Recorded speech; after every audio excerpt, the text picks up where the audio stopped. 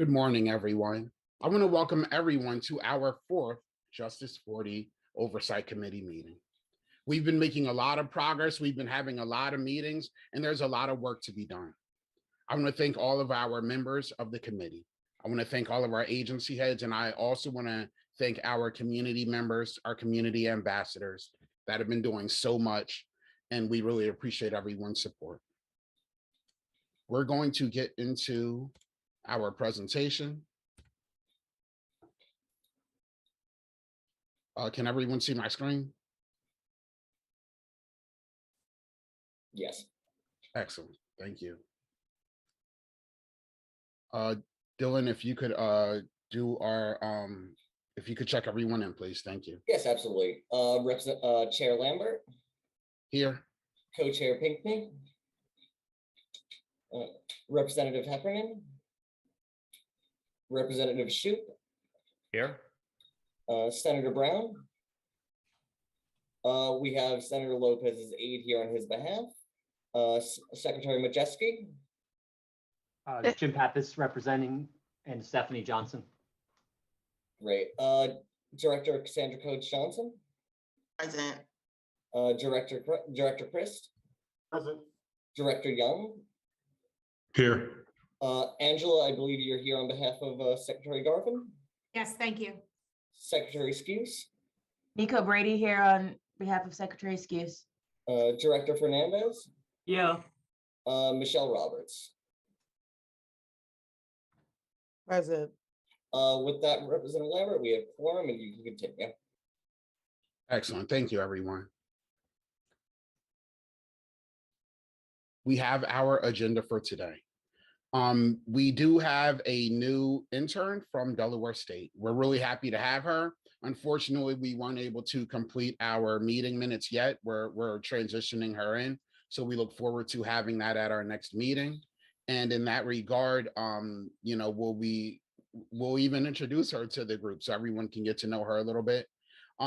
Let's see. Today we have a busy agenda, but we're looking forward to really centering the presentation from Auditor McGinnis with the Gray Fox Initiative.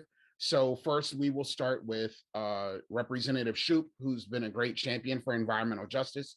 He wants to talk about his pilot program for HB 69. We're going to quickly touch base on the beta version of the White House Climate and Economic Justice Screening Tool. Then we're going to introduce the Community Listening Session Tracker. After that, we're going to have the presentation on the Gray Fox and ways that we can potentially utilize it for tracking the disbursement of Justice 40 funds to our communities that need them most. And then we're going to do next new business and public comment. Does anyone have any questions in regards to the agenda?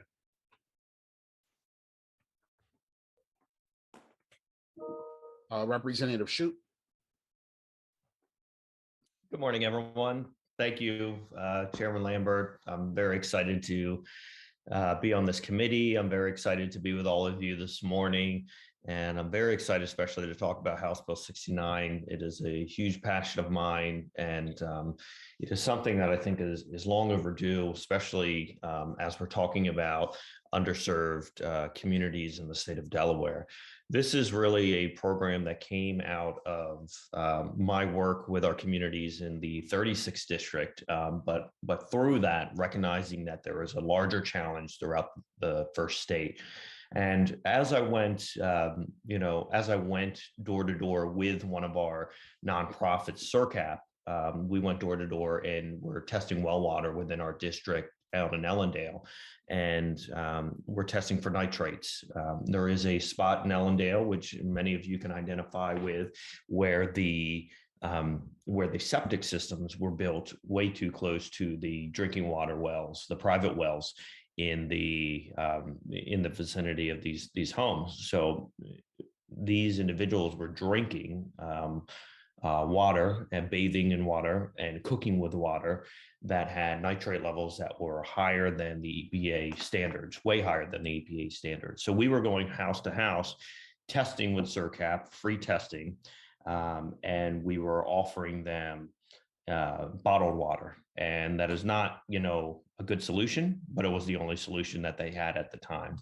I want to give thanks and I want to give praise to Representative Rochester Blunt, Blunt Rochester, and also Senator Carper for working in Ellendale and working with Sussex County to get infrastructure to these individuals in Ellendale. It was a long project to get funding from the federal level to garner local support and also get state and county-wide level support and funding as well.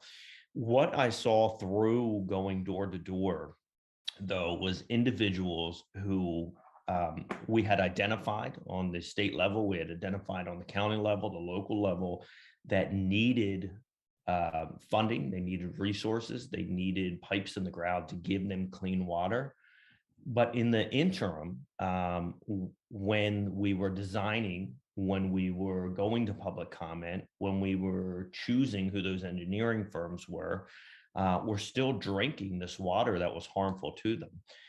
I had a great conversation with a mother. I had a 2-year-old at the time. She's now 5, but she had a 2-year-old just like me, a little boy. And she was telling me about how she couldn't even bathe her son in her bathtub. She actually had to use bottled water to bathe her son every day before she sent him to school or before he went to daycare. He was 2 years old. They couldn't brush their teeth with the water. They couldn't cook with the water. So this was not only an added expense for them, but it was an expense that was a very good portion, a good percentage of their income. She worked at the local rural farms as a cashier there. So she was spending close to $200 a month just on bottled water because there wasn't clean water coming out of her tap water. This is a House Bill 69 is saying, look, we understand that there are many instances where we have identified where the problems are. House Bill 200 goes a long way in addressing and creating a trust fund for $500 million to get that money supported year after year. But we also understand that once we identify where these neighborhoods are and who these people are, that it takes time to literally get the pipes in the ground. And it's not because anybody's moving slowly or anybody is not doing their part. I was the former mayor of Milford, and we did literally tens of millions of dollars in infrastructure projects. And there's just a certain way that you have to do it. You have to make sure that it is a call from the community, that you are having public meetings, that you are sending out bids for the right process, that you have the right engineers. The engineering alone takes months to do.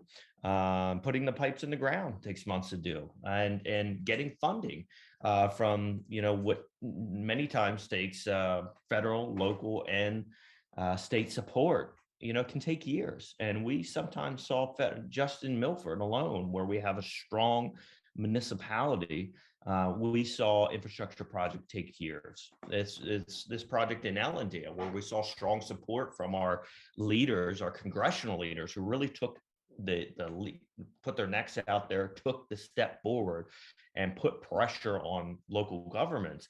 It's taken 10 years to get there. And what this bill does is say, yes, we recognize that there is a way to do this. We recognize that we need pipes in the ground to hook you up to infrastructure. But we also don't want to take that 2-year-old, that the woman that I met in Ellendale, we don't want her 2-year-old in that 10-year period to still be drinking dirty water and water that's going to affect his mental development, his physical development, and of course the rest of the family as well. We don't want him still drinking dirty water for the next 10 years from when he's 2 years old until he's 12 years old, because that is a very formative age of where they need to be having clean water and be developing, just like the rest of, just like families who are able to afford to put infrastructure in their home. So what HB 69 does is actually a pilot program that allows for representatives like myself and like Mr. Lambert, and for senators like Senator Pigney, to work with the individuals within their regions, just like the CTF funds, and say, look, I have a neighborhood right here who I know has water that is not acceptable.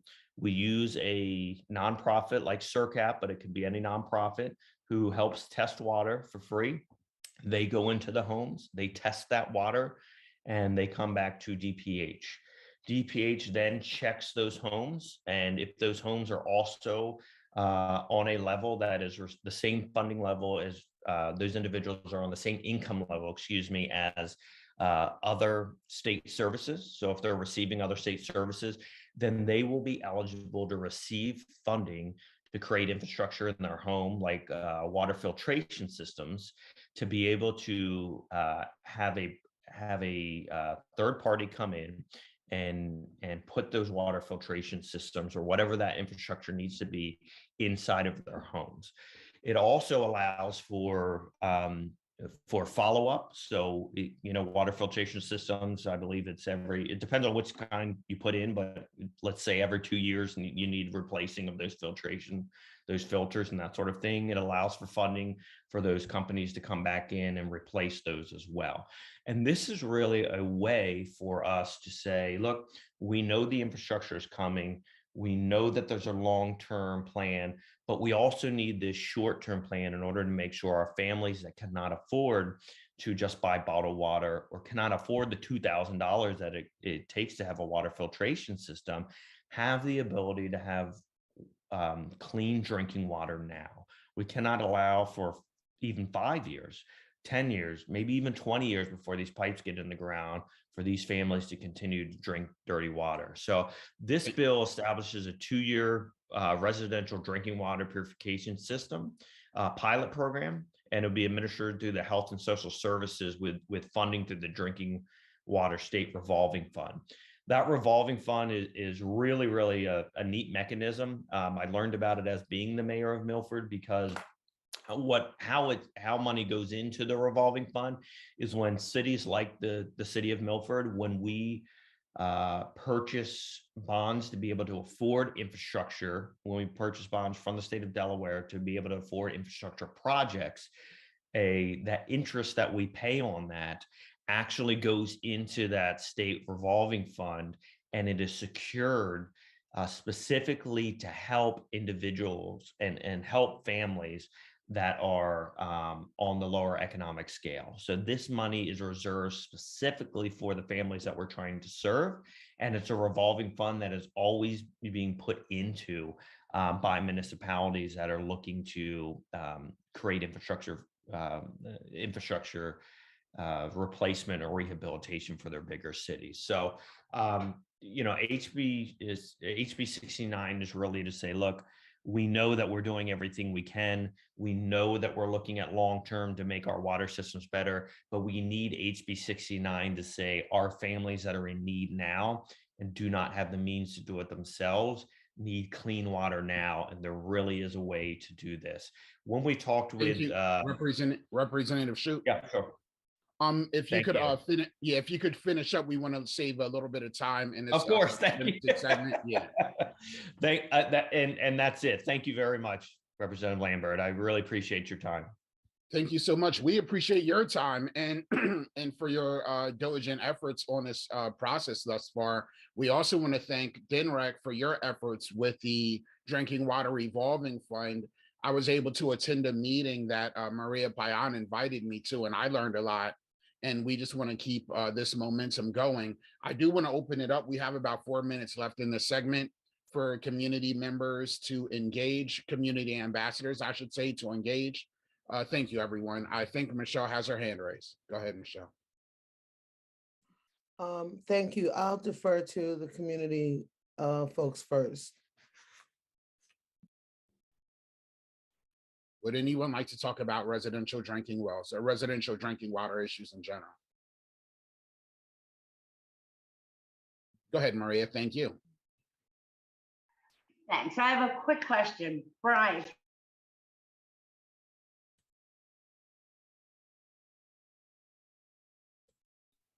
There we go. Brian, okay. Yes. I understand how the money, came from Lisa Blunt and the senators and brought it down to to the revolving fund. I'm stuck as to how to get, it looks like you were very active in trying to get the money from there into the system. How do I do that? Who do I need to work with or see to do this kind of thing? So HB 69, really it cleared the committee through the Health and Services, and right now and that was last year. So it really just needs to be heard on the floor. So I would, I have a bipartisan support for it, and just waiting. I had another call yesterday or another email to our House Majority Leader asking that she put it on the floor. And I think that that's the next place forward, is saying, we want this to be part of the overall movement forward of making sure that we have clean drinking water in the state of Delaware. As you know, the Governor Carney, during his State of the State address, said that not only do we want to focus on clean water, but we want to focus on our lower counties as well. And I think that this really allows us to do that in a very fast, quick fashion. When we talked to DPH, they said that from start of identifying a person who needs this infrastructure to getting it in their house could be a 2-month period. And that is a really quick response for getting someone onto a clean water system that they need immediately. Okay, so we need to get the community to send letters of support, emails to you guys to help push it through. I would say send a letter that says, we'd like to hear this on the floor. It's passed committee already through the Health and Human Services, and would love to hear it on the floor for debate.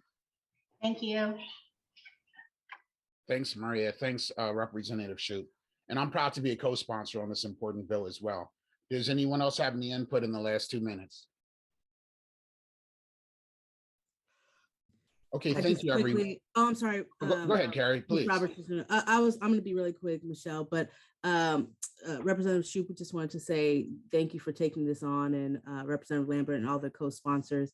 This is a big deal throughout the state, and oftentimes, there are best intentions, but as you said, Representative Shupe, if it's no good if people are waiting years and years and years for those good intentions to catch up. And so this is amazing, and we will do the work to make sure that those letters come in to ensure that people are going to get these systems. So thank you. Thank you, Carrie. Thanks, Carrie. Representative Heffernan, thanks for joining us this morning. Would you like to speak? Yes, I just want to say that I'm also a co-sponsor of your legislation, Representative Shupe, and I think, a lot of focus I have had these past years on PFAS contamination, and that's something that we found it hasn't been as looked at in residential wells, but there are contaminated residential wells up in Newcastle County, where I'm from. There's fewer people on well water, but I support it, and I think that we have to think about how maybe hooked into the testing, that as soon as there's testing, then we hook people up to the program for this pilot. Maybe in an area, I used to live in Kent, so I know well water and how important it is for people. So I just want to say I support, I think letters saying that they support this and they want it to go forward might be the best way. Thanks, Representative Heffernan. Thank you. Michelle, did you have anything to add in closing? In closing, I just want to say thank you again, Representative Shupe, for taking such a courageous act and equally making sure that hopefully the Department of Health is tapped into the full process, full blown, because of the fact that we must make sure that health and well-being is engaged in this process. It is exceptionally important, and equally there are a multiplicity of contaminants. And so thank you for even looking out for the fact that we address the full cumulative impact and effects on water and make sure that all have access to healthy and healthy clean drinking water. Thank you for what you're doing, and let us know how we can support you in that. Thank you, Michelle, and thank you, Department of Health and Social Services as well. The next item on our agenda. The White House Council on Environmental Quality released their climate and economic justice screening tool. To be clear, this is only the beta version. This is a version that we can have access to visually so that we can get a little bit of exposure. And they are looking for input from the community as well. So I do want to take a peek at it so you guys can have a visual. Let me see if this thing opens up. Oh, wow, here we are. All right, this is the home page, the landing page. It explains the screening We tool. can't see that on your screen right now. Oh, I'm sorry. Let's see. Let me back out.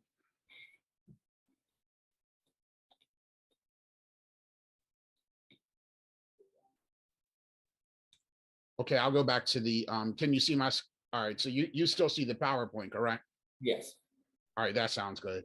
So I can just explain to you what it is. So when you go into the portal, it explains that it is not broken down by zip code, but it's broken down by census tract. And those are areas that are as small as, I think, 1,200 to 5,000 people. Basically, I don't want to get too far into the weeds. I do want to share that this is an opportunity for you to look at the way that they are mapping our overburdened communities, our disadvantaged communities. They use a lot of different aspects such as socioeconomic, environmental, different aspects of health, social determinants of health. And once you take a peek at it, kindly share any feedback. There's a little button on the screen, a yellow button on the bottom of the screen that you can click to provide any feedback. So we look forward to potentially in the future having a guest come in and share with us the best way that we can use this beta version to benefit us right here in Delaware. I do want to open it up, Michelle, if you have anything to add. I just want to reiterate, thank you, Representative Lambert, for sharing this. Just to reiterate the fact that it is a draft. It is not final. And just as Representative Shupe said, how he needs input and folks to come to, to move this work, we equally need to hear from you, the general public. We need to hear from everyone from communities as well as representatives. We encourage you to go through this tool as best as possible. We, through our Environmental Justice Health Alliance, will be working along with folks like Representative Lambert and others to help provide you with fact sheets and what have you that you may need to, to really go through this. But we encourage you all, really, Delaware, we really need to hear from our home state in this piece. And again, it is a draft. And so what you find that may be missing, we want to hear from you on what you feel is missing, right? And how it will better and best serve your community. This is the first attempt at this piece. And we do want to say, at least from what we see thus far, the president has promised to deliver bodies of work such as this, and therefore he has so far. And again, to give a shout out to Congresswoman Lisa Blunt Rochester, what you said about the Representative Shupe about the water situation, as well as air monitoring and other pieces.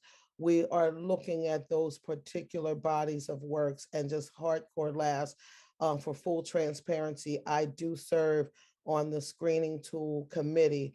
So again, we welcome all of your comments that you have. This is a draft, and I'll leave it there. Thank you very much. And thank you for this effort, Representative Lambert and Senator Pinckney, to this effort of this oversight committee.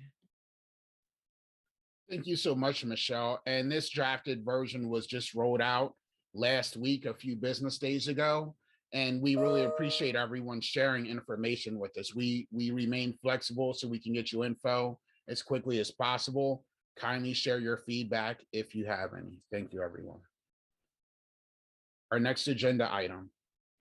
When we had our 3 community listening sessions last year, the community really came out. You provided a lot of input, a lot of good data, some suggestions, some priorities. And as you know, we wanted to incorporate your feedback into our journey, and we have the best that we can thus far. One of the ways that we wanted to engage and make this initiative different was we wanted to have a tracker so that we could have your input in one clean place where you would be able to have access to see what progress has been made, what recommendations, what suggestions have come from the different respective agencies that own some of these items. And we also wanted to provide the agencies an opportunity to clarify on their side what is going on. There's a lot of good work going on, and that's why it's so wonderful to have this oversight committee, because our agencies also get an opportunity to share with you what's going on. I believe that because of the issue that I had sharing the web page earlier, I might not have an opportunity to share the tracker. So kindly bear with me. I'm going to see if I'm able to do so.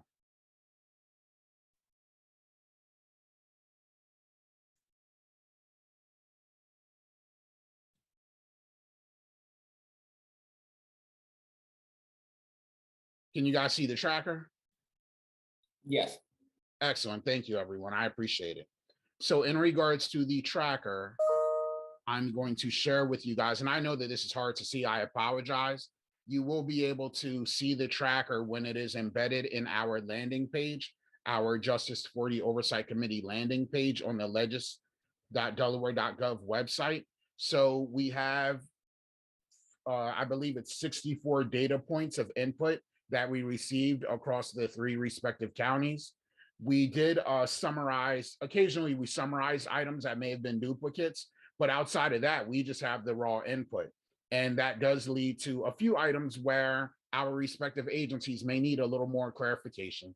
And in that regard, that's where we're going to lean on our community ambassadors to provide a little additional clarification so we can make sure we can deliver the answers that you're looking for.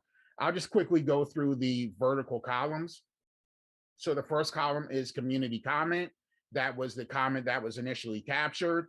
And if additional clarifications are needed, then the community's input can be shared with me. It can be shared with Dylan, and we'll put that additional comment, that additional clarification into the same space. So the other columns we have the respective county that it originated from. We have the agency owner, which would be DNREC, Department of Health, DelDOT, Department of Housing, et cetera, Department of Agriculture. The next column, we have agency status. So right now the status is under review because none of the respective agencies have had an opportunity to fully digest all of this yet. We just did roll it out. We had meetings with different agencies. They were very generous in providing their input in regards to how we could update the tracker best. And as our community ambassadors know, I begin with the community. Before we reached out to the respective agencies, we wanted to make sure we were centering our communities, and they advised that it was good enough to start. And the same thing goes to the community. If you have any input going forward, kindly let us know. Just some of the agency statuses that we included in here was under review and progress, community clarification needed, pending agency owner, agency clarification provided, complete and resolved. The next vertical column is recommended Justice 40 programs. Then we have potential community benefits that would come from those programmatic benefits. Then we have agency updates to provide notes, date of update, percent complete, and then we have community outcomes and benefits. So at the end of the process, we want the community to be able to share any benefits that they got from the recommended programmatic benefits that were provided. The different agencies have already been sharing things, and that's outstanding. We're talking about items being shared within 1 day's notice. So let me see. I think I had one that was pretty detailed. If I could direct you guys to line 25, again, I don't expect you to be able to read all of this, but line 25 references a community comment from Sussex that says all of Millsboro needs to be connected to the public water and sewer lines. And DPH was generous in providing their input pretty quickly. And like I said, this is just a draft. So there should be no expectation that all of this is finished and complete. This is just the initial kickoff. They recommended the Drinking Water State Revolving Fund, and in the agency update space, they provided some clarifications as well as the website and a phone number that can be reached out to. And in that regard, we want the community to take a look at some of these items and share their input back as well on the back end. So the status that we currently have is that this is just been shared. We look forward to additional updates being provided in the future. And we, at the end of the process, we look forward to having basically a live tracker embedded in our Justice for the Oversight Committee landing page, where our different respective agencies will provide monthly updates or updates as timely as possible so that our community gets to see the progress that's being made. I do want to open it up if anyone has any questions.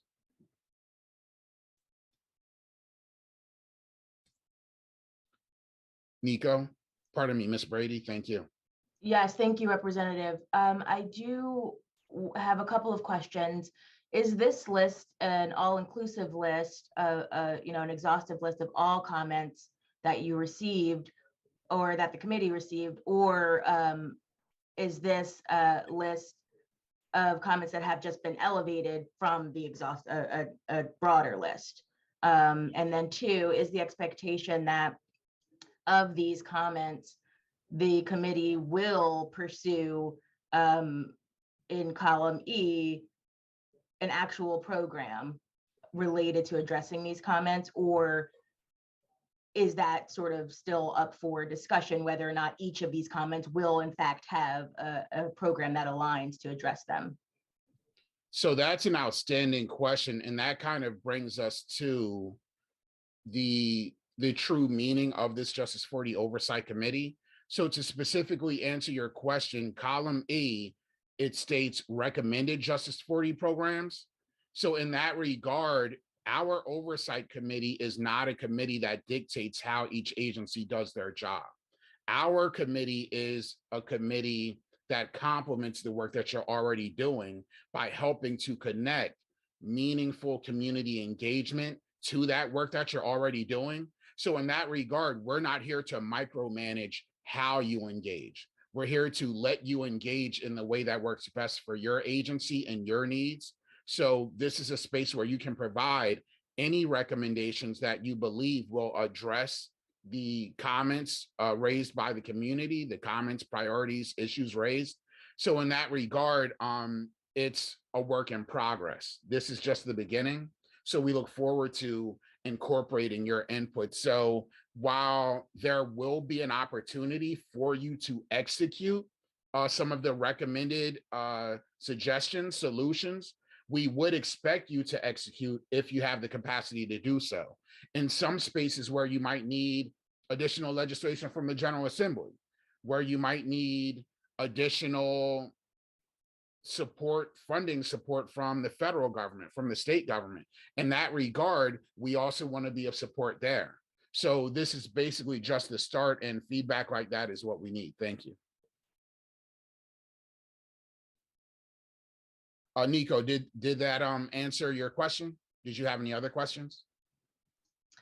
Just that clarifying that this will be shared out to each of the agencies.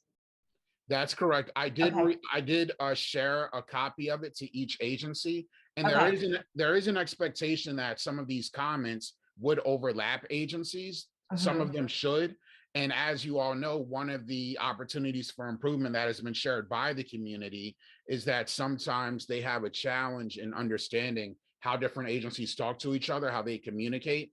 So in that regard, it would be really helpful when there are numerous agencies that are part of a specific comment or concern, if you are able to synergize your efforts and communicate and to work on that together. It would really help to make sure that the community's concerns are being addressed. Thank you. Thank you. Dylan is also available to create a live Google Docs version of the tracker for each respective agency, in case that helps you out so that numerous people can update the tracker at the same time. Ms. Dora Williams. That would be, so if we need to keep a version that would not be public, but then we can transition to the public document for efficiency's sake, that's something we'd be more than happy to provide. Like Representative Lambert said, this is just still a work in progress right now, so we'll keep everyone up to date when we have something a little more formalized and put together that we can have ready for public presentation on the task force webpage. Thank you, Dylan. And again, our expectation was that during this meeting, the tracker would be blank. It was the efficiency of some of our agencies to even provide anything thus far, and we really appreciate that. Very generous with their efforts. At our next meeting, we look forward to having all of the respective comments filled in, at least from that under review phase, to show the progress that's being made. Ms. Dora Williams.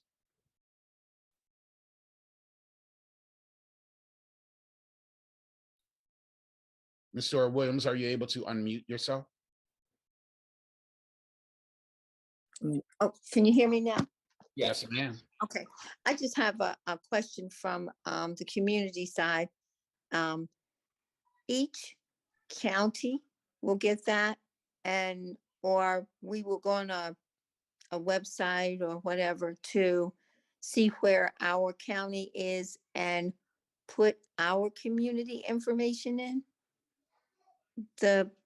Is that how this is, or this is a continuation, or this is a document process of the listening, what came out of the listening sessions? So we would look for our county and what our community has already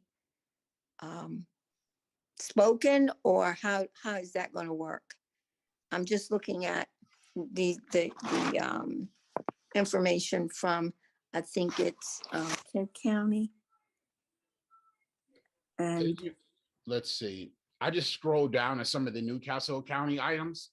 First of all, okay. I want to thank Senator Darius Brown for joining us. We appreciate that. Ms. Dora, I want to specifically answer your question. Okay. So let's start at the top. In Okay. regards to the data inputs that have been provided on the tracker, these all correspond to the 3 respective listening sessions that we had last year that Correct. you generously attended. We appreciate all of your input. So for example, some of the items that you mentioned during the meeting, they would be on here. Okay. And the way that it works is that this listening session tracker incorporates that data that was initially received early on. There may be a couple of items that we also received via email as well. And we broke that through our Justice40 @delaware.gov email address. Dylan, is that still working? It is working, having issue accessing it. So for now, please send anything to me. All right, that sounds great. So kindly send any additional feedback to dylan.tepper@delaware.gov or larry.lambert@delaware.gov. So in regards to these items, yes, these are the items that were connected primarily during the Delaware community listening session. We did cap it at the items that were received early on in the process, because as you all know, if we were to keep going, then the tracker wouldn't really end. And also this specific community listening session tracker is outside of the normal scope of the Justice40 Oversight Committee. We're doing this in regards to making it more community friendly. This is one of the initiatives that was created from listening to our communities. So in that regard, this is just a rollout. And we do want to make sure that we save enough time for Senator, pardon me, for State Auditor McGinnis to do her presentation. But all of these questions are great. Does anyone else have any questions in regards to the introduction of the listening session tracker? Director Codes Johnson. I just wanted to thank you all, Representative Lambert, Dylan, and others who worked to put this together. I think this is a great start as a tool. I haven't been able to digest it all, but as you see, some of my staff have, because they've already started to try to submit some answers. But I think this is really good because it helps us to kind of zero in on what are some of the most pressing issues now, right? So we can think about how to focus the funding that's available now to, dive into some of the more pressing issues that are listed here. I do have a question though, as it relates to the process I see there's a lot of, there are several areas here where there's a community comment and more clarification is needed. Yes. Have we thought through the process yet to gather that clarification, so that we can then investigate a little bit further? And that's an outstanding question. And I do want to open this up to the group. From my perspective, the way that I wanted to proceed in regards to if additional community clarification is needed, I wanted to reach out to our respective community ambassadors that are on the call, because not only did you help to organize the very community listening sessions, but you're very much engaged in your local environmental justice community's needs. So I wanted to know from our ambassadors if that's an okay way to proceed, to let you kind of pilot some of the additional comments that might be needed. Or also I want to open it up to the agencies in regards to what would work best for you for us to streamline how you can get additional clarifications.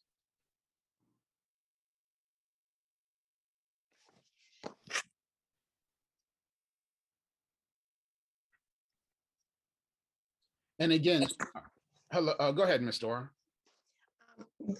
I think what you're asking was part of my second question. So the tracker here, we could go in and actually look, and I think the clarifications for communities, I can't speak for all communities, but I would think one of the things that we could think about as communities, that we would go in and look and see how agencies are responding to what is already there and what they have already put in. And then a lot of the response would be to their responses. There you go. The community would, yes, that's all I was going to say. Excellent. Thank you for that feedback. All right, thank you, everyone. And like we said, this is a work in progress. I also want to thank our agencies. Our agencies, when we provided the list of community concerns and priorities, they were already engaged on a lot of these things. And we want to thank them for their partnership to making sure that now we have a way to provide updates and clarifications at a line item basis. Thank you, everyone.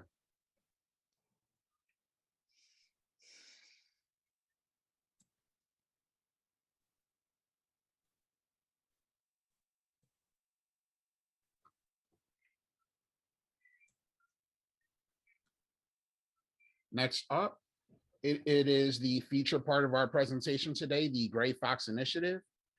The State Auditor's Office. We want to open it up for you all to do your presentation. Would you like to share your screen? Hi, this is Auditor McGinnis, and I have Connor. I'm in the car, so I'm going to pull over because I can give a better presentation that way. And he should have the screen, so hopefully it should be shared and he can go through the slideshow. Connor? While I'm here, it does say host disabled participant screen sharing. There we go. You should have been made a co-host now, so you can share. No problem. Thank you. No problem. Thank you. And please feel free to holler at me as I enter vote if you're getting a little tiny version of our presentation. Okay, great. Well, hello. Hello, everyone, and thank you so much for giving us the opportunity to present. I know we've informally done so But we're very excited about this project. For those of you, you can go to the next slide. I believe the majority of the folks on this call should, the next one after that, should know our mission statement. And, the state auditor's office is created by the Constitution in the state of Delaware. And we serve Delawareans by providing independent, objective oversight. And next slide. And that's oversight of government taxpayer dollars, by the way. So we're looking for economy, efficiency, and effectiveness. We also, for those of you who may or may not know, I also, under the GEAR, the governor's GEAR, it's now called Enterprise Delivery Services. It used to be financial. So I'm on that committee as well as serving on the Board of Pardons. So let's talk about the American Rescue Plan Act. As you all know, the state received about $1.25 billion as part of this package, but unlike the CARES Act, which was the unprecedented amount of funds that came first, many of these funds went directly to counties, cities, towns, and school boards. In comes the historic initiative Project Gray Fox. This is very different. This initiative was created, we believe that the public should have a seat at the table and to see how that $1.25 billion of ARP funds are being used in their communities. And we also recognize a lot, the positive impact that this could have. But many folks at the end of the day get to see a report and not to be part of the process. This allows real-time interaction, provided folks go to the Gray Fox at delaware.gov or their municipality or county is participating. And we will get to that because that is a little different than some of the information that you may just get on the website or different state entities. So this is, we honestly believe that Delawareans demand and deserve transparent and accountable government. Next slide. So something important about this to improve the accountability and transparency of Delaware is there are X amount of municipalities, and we have asked them to voluntarily give their information. This is and X amount, by the way, majority of them can use Project Gray Fox to streamline their reporting to the U.S. Treasury. I believe all but 7 entities meet that requirement, and you will get to see right here why it's important. The different municipalities use different types of programs and software, which means they don't communicate, right? They might have a different vendor, different system. If they're very small, they might be entering it in an Excel spreadsheet. There's no way for the public to be a part of their spending or what they're looking to do. So this way it gives everybody access to this information. It benefits the municipalities and the participants. And the ones that are participating are very excited. They have gone through a quick training. It takes a couple minutes a week. And at the end of the day, for the majority of the state, it's not duplication of efforts. Next slide. So we partnered with OpenGov to develop an online portal, and hopefully if you held up your phone right now that would work. That I'm having a the little code thing to put on your phone, and then that would take you right directly to the site. We update this weekly. However, sometimes we don't have extra participants weekly. This information is readily available online. So I've spoken about municipalities. Just so you know, the school districts, for example, they're on the state system. So we actually pull that information each week and put it in the portal. So you can look and see how maybe your school compares with another school, or your school district versus another school district, or maybe schools in your county versus another county, and see how they're spending the money, because the set buckets of how they can spend and where, those are set by the US Treasury. So everybody's able to fill depending on how they're spending and where they're spending. Something else that's important when we show you a quick little demo, if folks have zeros, for example, school district, that just means they simply haven't spent yet.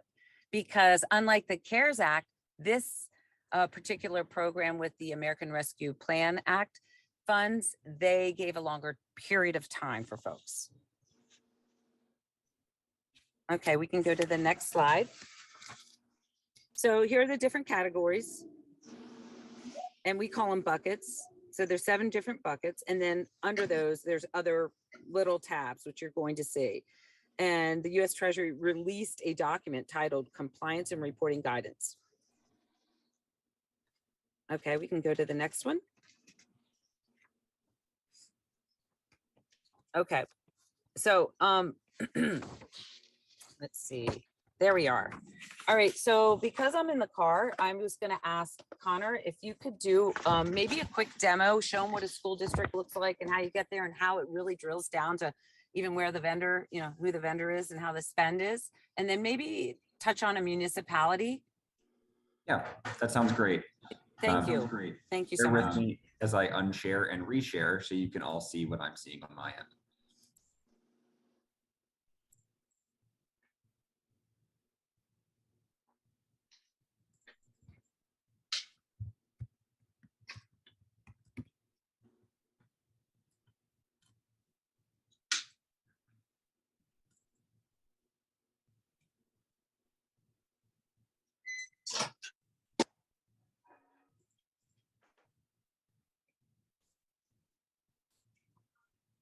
Okay. And it appears my internet browser is uncooperative. Forgive me.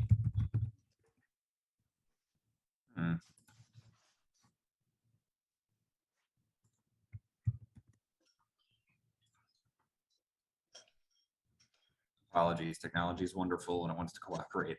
The website is certainly not the problem. I had to switch laptops today, so I apologize for the delay.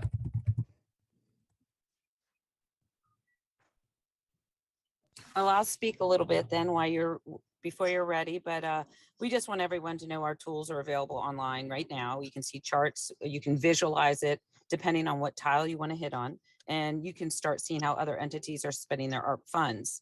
And as we mentioned earlier, 53 out of 60, but we included the 3 counties in the 60 municipalities and counties can use this, and all 53 of them can use this as their US Treasury reporting at the end of the year, which is pretty nice. They don't have to hire somebody extra to do that job.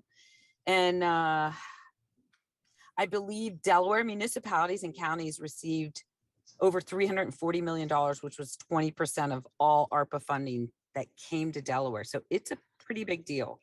And you can look and see how funds are being spent in your community. Keep in mind, we do not direct people how to spend their funds. If they're participants, we are just providing that to the public. We're here to give guidance, but we are not judging or directing folks. And I have had other mayors and elected say it's been a great tool to see how maybe their neighbor was spending money. And there's also an opportunity now to collaborate. Okay, all. I apologize for the delay. It appears I had to switch laptops this morning due to some technical difficulties, and it appears we're having some technical issues on my end. I would be more than happy to put together a video demonstration showing how this tool works. I think you'll all be very pleasantly surprised. It's very easy to use. It's very intuitive. To speak to what we can get from each part, school districts, as well as state agencies, they use the state's accounting system, FSF. So we do actually receive their spends directly from FSF. So we can look at a transactional level and see, Dunrec spent money on this particular project with this particular vendor in this amount. So it's really great to be able to drill down and get that information and see, one, how their state agencies are spending, but we also have that same depth of information for school districts as another example, which has been somewhere that people have been very interested to see, what changes are being implemented or how our state school districts are responding to the coronavirus pandemic and what changes they may be implementing. The final part, and perhaps the most important part of Project Great Fox, is the municipal side of this and the county side of our project.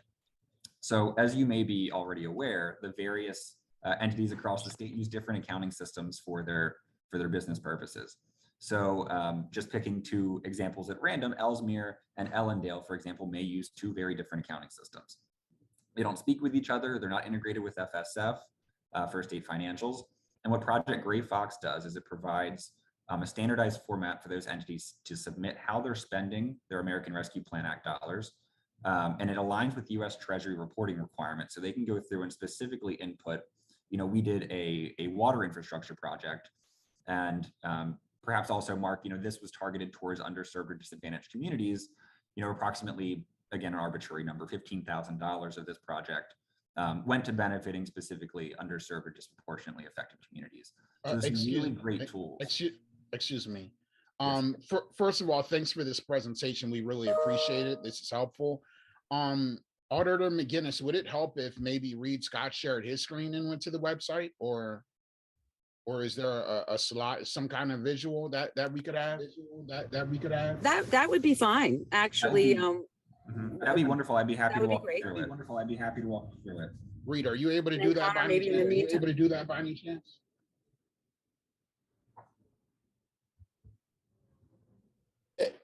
Which was, I'm sorry. Connor, you could put up your screen. If you could open a web page, share your screen and open the Gray Fox Initiative webpage. Gray Fox Initiative webpage. I was hoping Connor could put his back up, or at least have it ready once that little quick demo is completed. Yeah, I'm very sorry that I appear to be having some technical issues on my end. I'm very sorry. But if you just go, go to grayfox.delaware.gov, Gray with an A.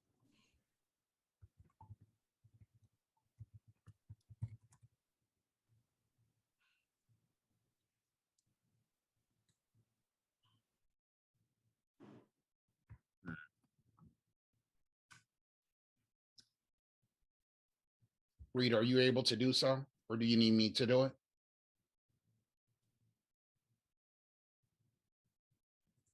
Thank you.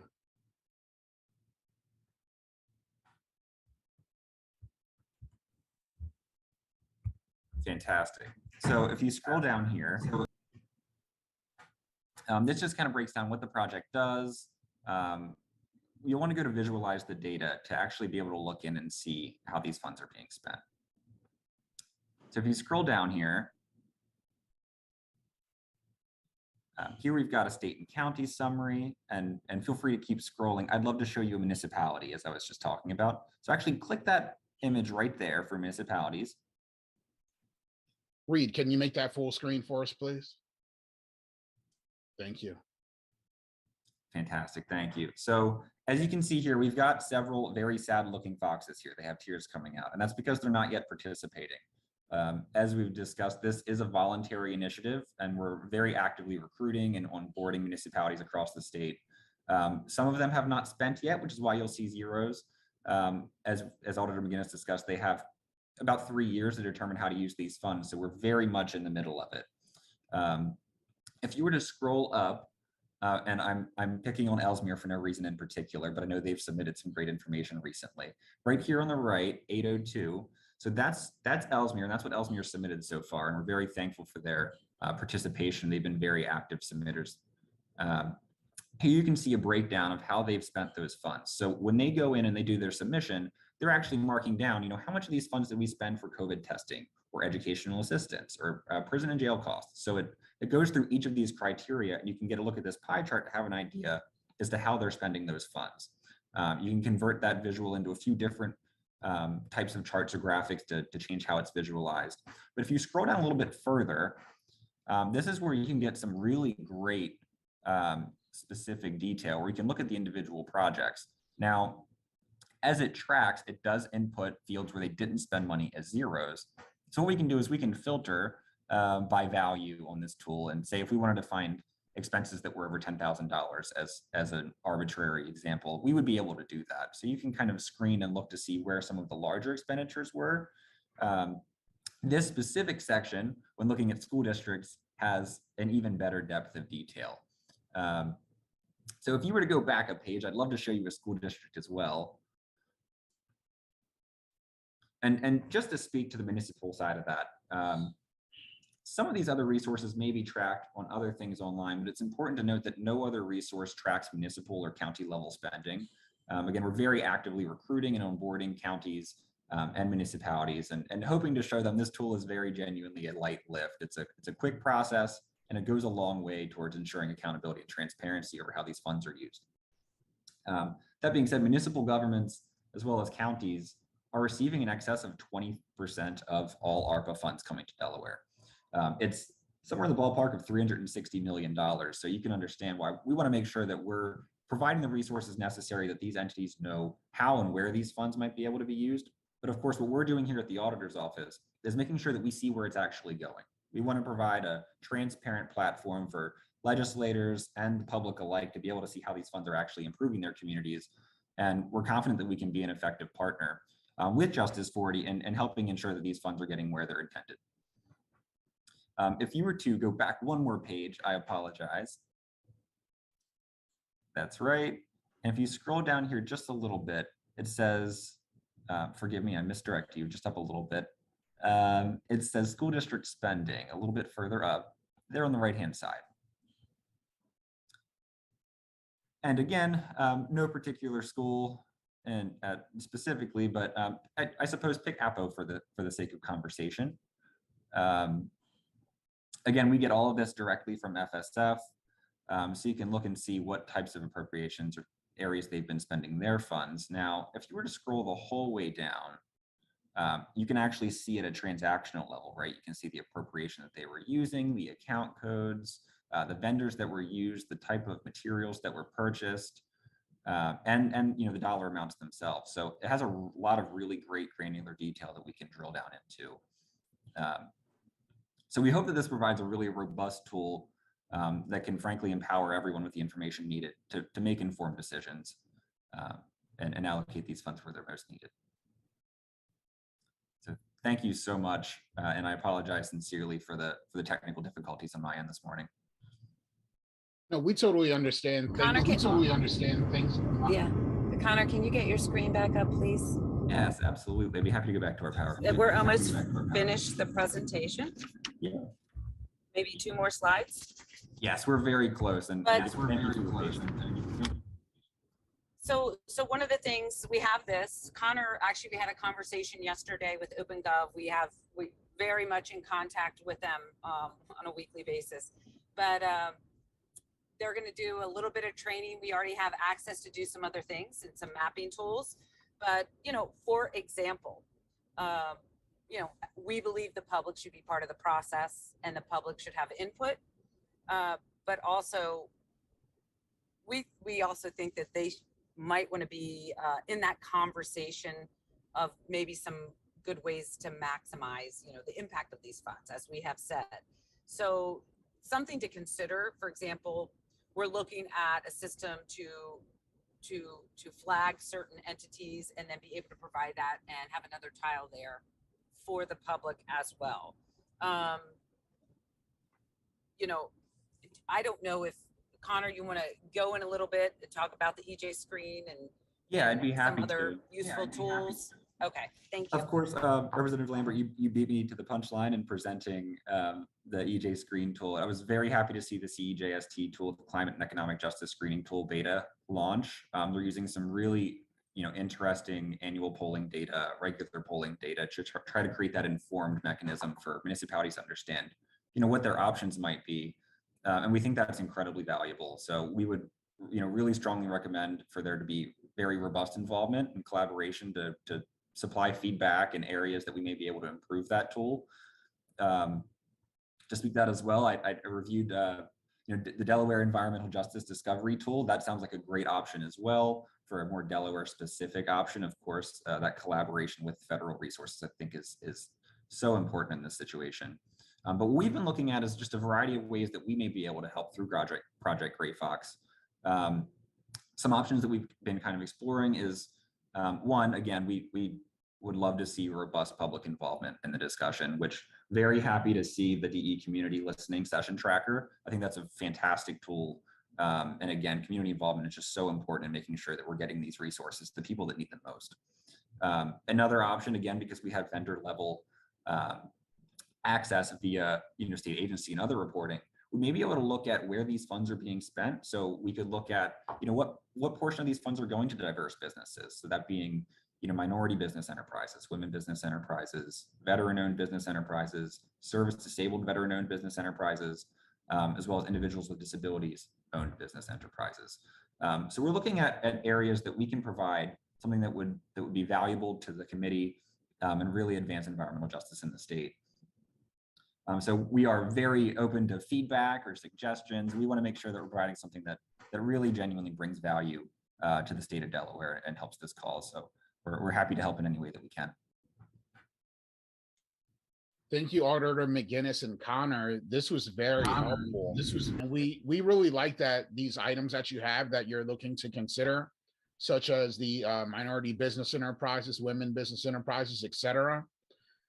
I do want to open it up to our committee partners to see if anybody has any suggestions. Again, all of this is new information to a lot of you, this opportunity for us to collaborate. If you could go back one screen so that we can take a look at some of the items that we're considering. Yes, I do want to open it up. Right now, we are in the phase of, brainstorming, making sure that it's as strong as possible.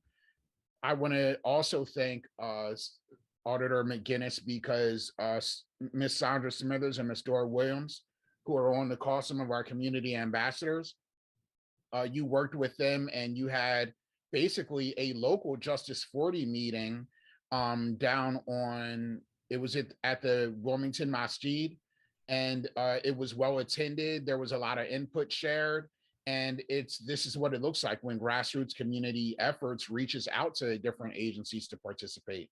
And you were able to share what the Gray Fox Initiative does. I was able to share a little clarification, but I do want to open it up to the members of our committee. And I also want to thank our partner agencies, as well as our representatives and senators who are all dedicated to transparency. That's what you stand for. That's what you've done. And we look forward to taking advantage of this opportunity, which will complement your efforts around transparency. Thank you. We will open it up with Michelle. Thank you so much for this. And I just want to say, right on, Delaware, this is a great piece. Just a couple of quick questions. One, can you tell us what the Delaware Environmental Justice Discovery Tool is? And then two, in serving, as I shared with you, on my WEJAC volunteer role, right? I voluntarily share on the climate tool, but equally on the scorecard work group.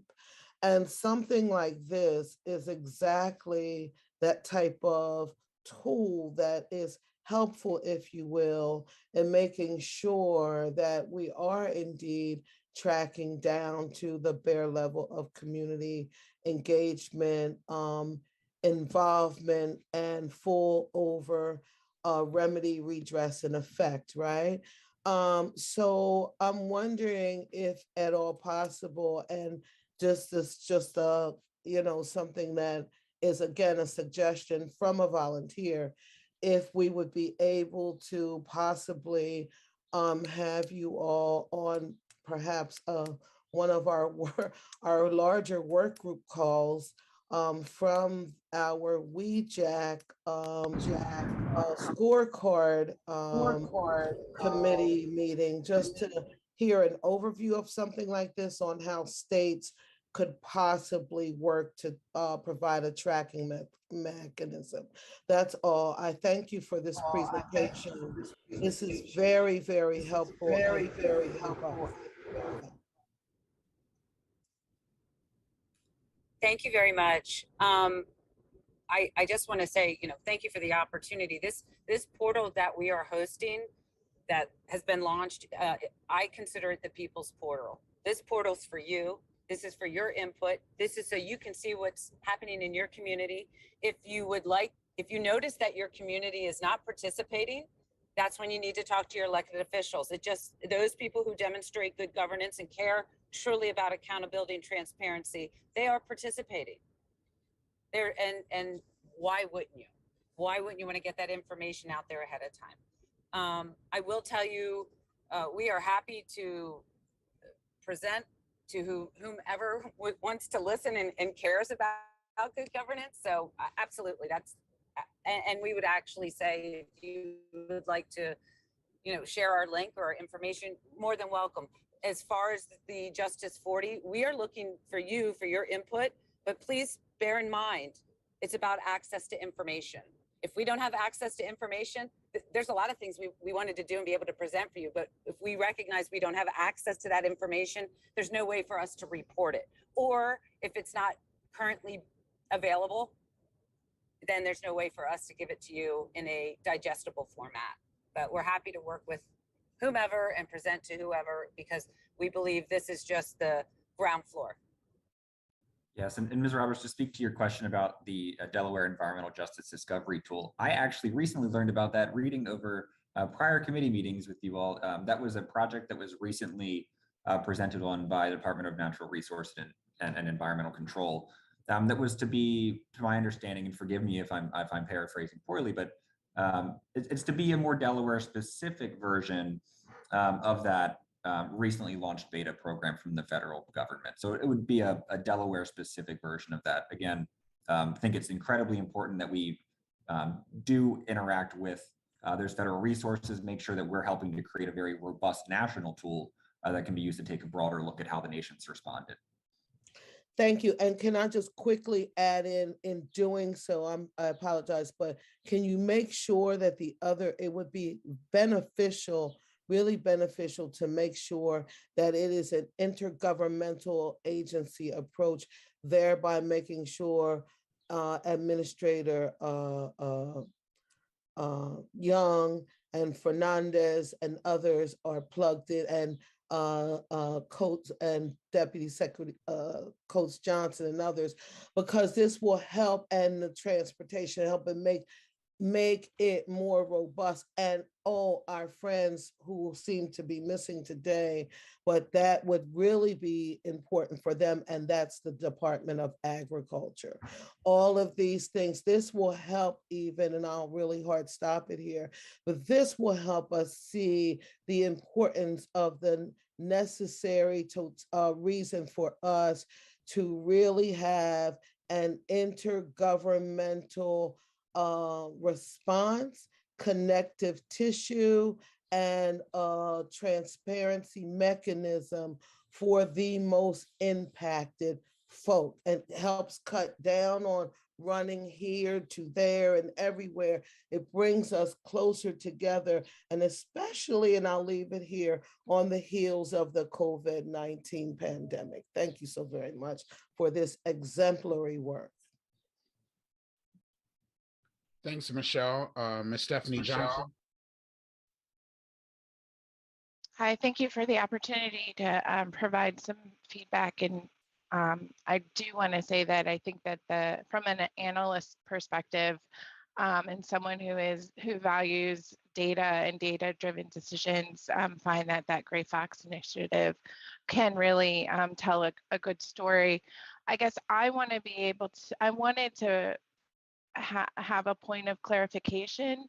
I think this tool, as I see it and understand it, is very good with quantifying dollars. And for the Justice 40 initiative related specifically to financial benefits, the funding of things, direct funding, I think it's a great tool. But I want to make sure that we're all on the same page, that the Justice 40 initiative is overall benefits and not just financial. And I say that because as I'm really working, and the department is currently really working to figure out how we can, abide by Justice 40 and make sure that we are doing our due diligence and very intentional about this work, that we have confines from a federal perspective on how we can funnel our funding. And so unfortunately, some of our EJ communities are not located on federally funded roads. And so it may not be a direct link of dollar for dollar, but maybe indirect benefits. And so that's not something that you can easily quantify, but we're working to try to figure that out. And so I just wanted to make sure that if we utilize a tool like this, that we recognize that it's not necessarily going to be something you can pull from transactions from FSF, from the state's financial system, but it would be a combination of financial and overall benefits. Thank you so much, Stephanie, for mentioning that. That really does center where we stand with the Justice for the Oversight Committee, that while we are tracking the investment benefits and the programmatic benefits, we are looking at benefits beyond that. And we know that a lot of the issues that have brought us into this space for even needing and a Justice for the Initiative and Oversight Committee for our overburdened communities, we didn't just get here through money. We got here through a lot of different issues. And we want to make sure that we're addressing as many of those issues as possible. And that is also why in the tracker that we created, that everyone has been so helpful with, the furthest column references community outcomes and community benefits, as opposed to community investment benefits. So let's make sure that we all heed to Ms. Johnson's words, and thank you for that.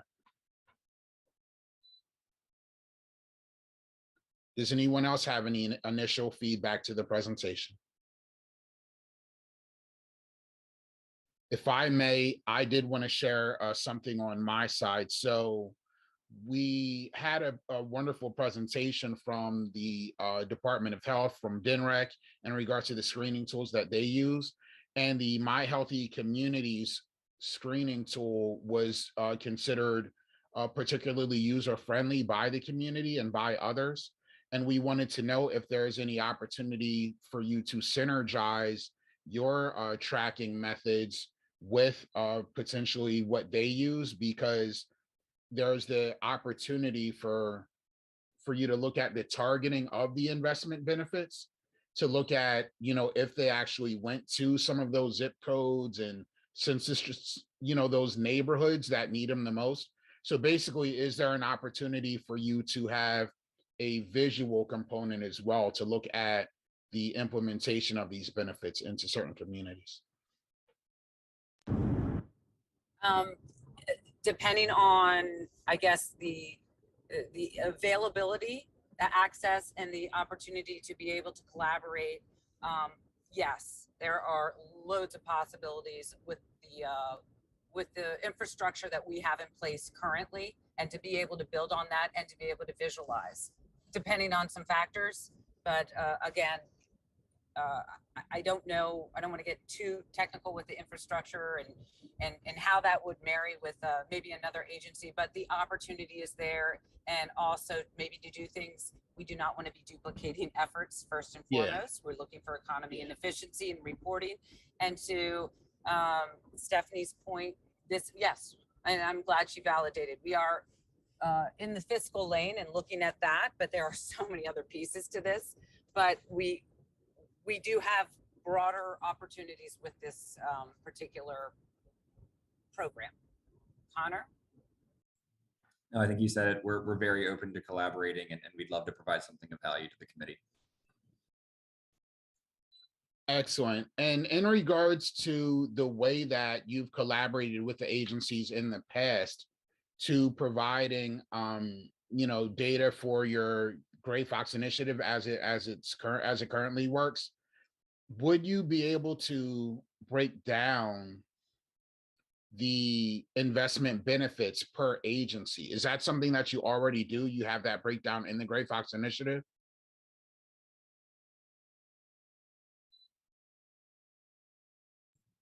I could follow up with our team and see if that's somewhere that they've been developing. I think that's an interesting area. It's definitely worth looking into.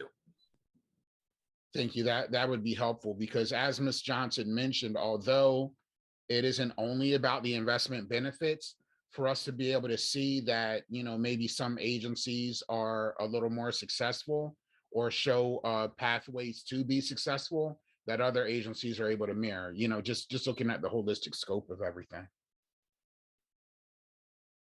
I would agree, Representative Lambert. And in fact, that's some of the opportunity with Gray Fox is to be able to learn from your neighbor and your community. So as far as participation, it's paramount. And again, if any of you have not seen your community on there, you might want to contact your elected and see if we could just have a quick conversation with them and show them how easy it is. And what a long way it goes for demonstrating good governance. I know that we're going to be working on Delaware mapping and then the flagging with the MWBE. So there's very, very light lifts that we are in the process of doing. But again, we do look forward to collaboration and your input and your community's input and everyone's input. We do have something that's upcoming that's going to be released and followed by something else as well that is completely focused on community engagement throughout Delaware. Thank you, Auditor McGinnis. We appreciate it. Reed, if you could kindly allow me to share my screen, please.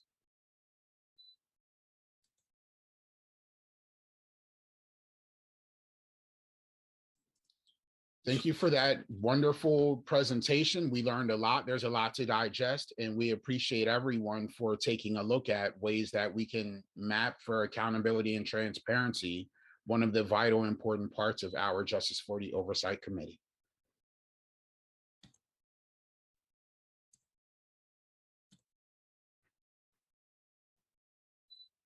Thank you.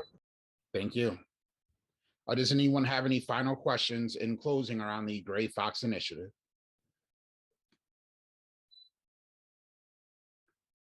Okay, everyone, that concludes the main body of our presentation today. We do want to open it up for next steps. Michelle, is there any potential for us to collaborate with the Council of Environmental Quality to potentially have a guest at some point in the future? Yes, actually, I would like to suggest to our working group committee that we have a small body of this committee come on to that call and talk about how that tracking piece was received here.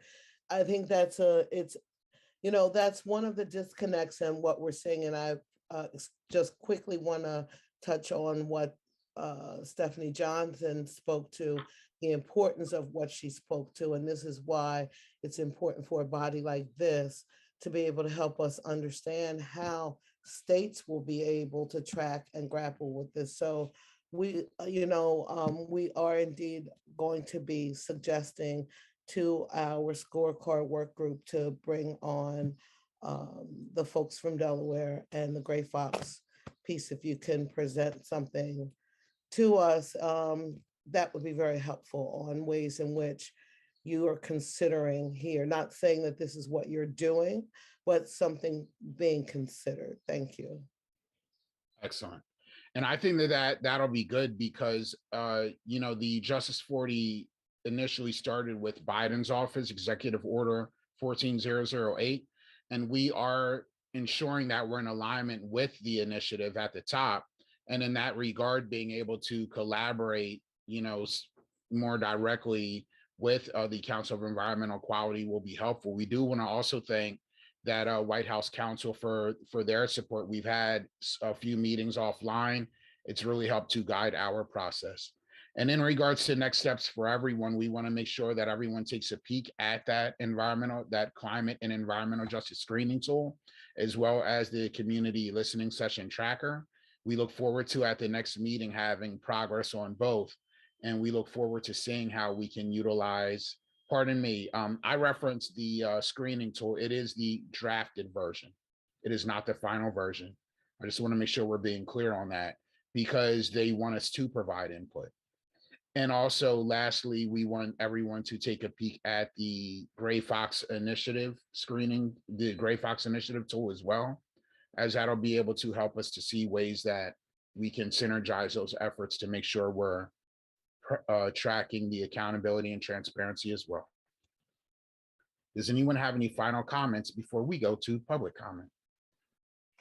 Representative Lambert, if I could just again put an additional plug, I hate to be duplicative, but I want to share the importance of, we do need to hear from you with respect to your comments on the climate tool. So please, please, please, we encourage you to submit your comments. And if you need assistance with that, you can just let Representative Lambert and Senator Pinckney know, and we'll share folks with you that can help provide you that capacity support you need. But please let us hear from you. I just had a quick question to add to that. Michelle, is there a time frame that you all are hoping to have feedback by? It's yeah, just very quickly, it's there's a notice should be appearing in the Federal Register now. You have 60 days to comment. So it will be a 60-day comment period.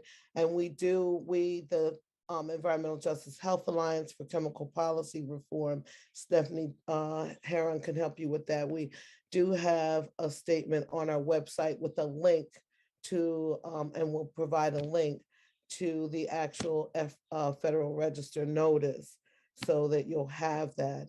And we'll share that with this body as well, so that you all can get it out to your list as well. But we do need to hear from Delaware, from all of you, from your, it's not just communities, from the agencies, from everyone. We need to hear from you. Please, Delaware, turn out on those comments. Thank you very much. And thank you for this, this process, Senator Pinckney and Representative Lambert. Absolutely. Thank you so much. And also, we want to thank our agencies for your efforts to provide monthly updates on the tracker wherever applicable. And that will definitely help the community to feel that when they provided those very vulnerable, very detailed priorities and concerns, that they weren't just shelved. And we know that that is your priority to address the community. And we appreciate you taking the steps that you have been to make sure that we're all working together better. It's very much appreciated. Let's see. Oh, I did one last mention. Our wonderful co-chair, Senator Pinckney, is currently having a correction summit. That's why she couldn't join us today. And we do want to encourage everyone to take a look at her correction summit. I'm going to be joining, and there's a lot of great information going on over there as well. I do want to open it up. Reed, if you could take it from here with the public comment. Thank you. Sure, absolutely. If any members of the public who are listening, can you please utilize your raise hand function to indicate if you have a comment or question, and I will be happy to elevate you to make a comment. So.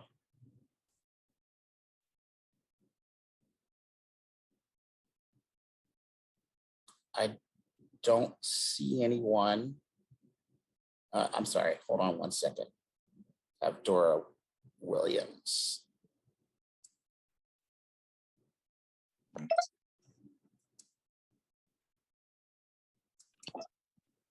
I muted now? I think. You're yes, we can hear you. Go ahead. Okay. Great. Just a couple things. I just want to make sure that we are clear about the screening tools. I don't know if I'm clear about the screening tools. It's for environmental justice communities, and it's screening for what constitutes an environmental justice community, as well as health comments and concerns. Is that what we're talking about when we're talking? I'm not talking about the screening tool for the tracking, but a screening tool that constitutes the environmental justice community and health needs. Is that what we're talking about? Because I think I've heard a couple of stories about a couple of screening tools that are out and about, and if they could possibly in some kind of way put both of them in some kind of tracking form and their connections to the community and how we can interact with that, that would be great. And I guess my second comment is I'm bringing a comment from a young lady who attends the New Hope Baptist Church where the flooding occurred. And she's the chairperson for their trustee board that takes care of the finances of the church. And they have been the church is closed, of course. And they've been trying to restore the church. And in restoring the church, she was given some information from FEMA, DEMA, and small business that they would not receive any help until they were able to present 25% upfront the cost of the restoration. And until that happens, they won't receive any help. And in doing so, she's also been collaborating with some of the community members as well, who I understand was having some problems, and that money had been appropriated for help for that community. But I think it was FEMA that rejected the funds from coming to the community.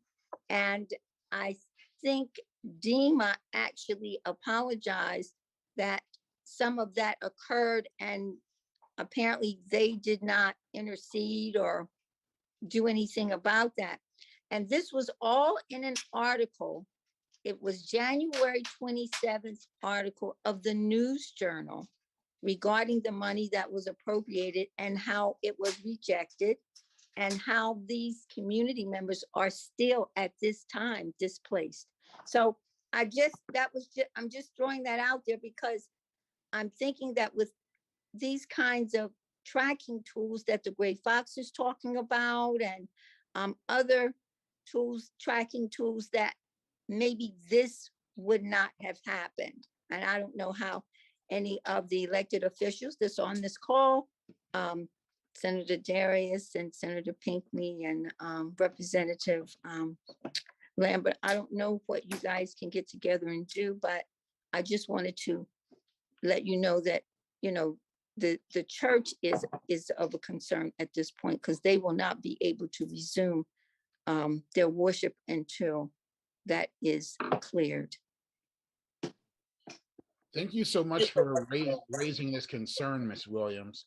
This New Hope Baptist Church, do you have their contact info? Or are you raising this because you read the article? No, I'm raising this because the chairperson of the trustee board is a friend of mine, and she reached out to me. And she said, I said, well, come to the meeting. She said, I can't. She said, but I'm going to send you. She sent me a text giving me, I can actually read it to you. She sent me, I didn't want to take up that time, but she did send me a text giving me. Ms. Dora, Yes. we'll be happy to follow up with her. If you don't mind, if you could send me her contact info, we'll make sure that we follow up. I will. I certainly will send you that information. And what neighborhood is that in, the New Hope Baptist Church? That's over in the northeast section where the flooding occurred from Hurricane Ida. Yeah. That's in that area. Oh, okay. Thank you. Mm-hmm. Mm-hmm. Did anyone else on the call have anything to add to the issue that Ms. Dora raised? Any support out there? So a lot of our agencies, a lot of our representatives and senators, they are engaged on these issues. We appreciate you raising it, because it's come to my attention as well that there is support needed out there. And we want to thank everyone for the efforts that are being done, but there's always opportunity for improvement. And Ms. Dora, we look forward to engaging when you send me over that info, engaging with your trustee friend directly. Thank you. Thank you. Excuse me, Representative Lambert, could you send that over to me as well? Absolutely. Because there may be some cross coordination with the city, with some of the work that's being done while we're on the housing side. I know that there's some effort, so I want to be, if we can talk offline about it. I want to see if there's any way we can be helpful. Yeah, it's very much appreciated, Director Young, and thanks for your efforts in the past with these efforts too. Thanks. Are there any more public comments?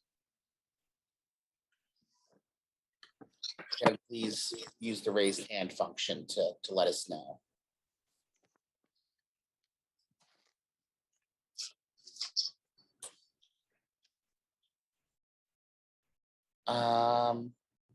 Representative, I don't see anyone else. Okay, everyone, we want to thank you for your generous support of our oversight committee. And it always starts with you. We want to thank our state representatives, state senators. We want to thank our agencies, and we also want to thank our wonderful community ambassadors. If anyone out there is listening, if you have additional comments or concerns, kindly email dylan.tepper@delaware.gov, my legislative aide, or myself, larry.lambert@delaware.gov. Thank you, everyone. We'll give you 20 minutes back. Have a great day, everyone. Take care, everyone. Thank you. Stay safe and well, everyone.